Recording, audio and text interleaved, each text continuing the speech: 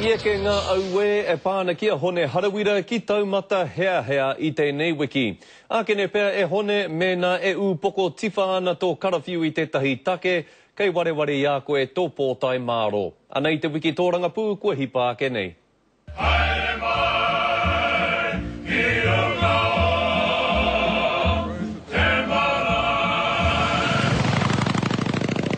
Well, I take it this is private road, eh? I don't need a helmet here. Firebrand Māori Party MP Hone Harawira is in trouble again. A couple of viewers at home saw the footage. They've now laid complaints with police. Nō reira, toko rua ana ke ngā kaituku amu I waia mai ki te reo tātaki.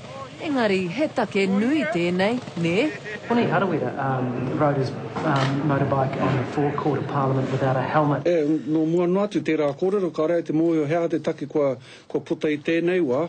E hari te mea koia I tōna kotahi ko pērā anoho ki e tahi atu o ngā mema pāre mate ngā tau ko hipa kāre he paku kōrero I puta. I tangohia e nei pikitia I te marama o Pepo ere. Engari whai muri iho I taua I mera rongonui I tērā marama. I ara ke anoa Harawira me te moto paika. Excuse me, folks.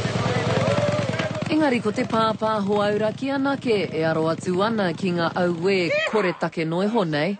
Nothing should happen, and it's the same reason why I didn't think Shane Arden should have been prosecuted for driving a tractor up the steps of Parliament. He was doing about 5 kilometres an hour. I think that's a petty issue, actually. He pērā no ngā whakaaro o Harawira. His first reaction was pretty much unrepeatable, actually, Peter. Ko riro mā te ture anora tēnei kaupapa whai atu ki tōna mutunga mai, ko waiho te ake tērā ki reira.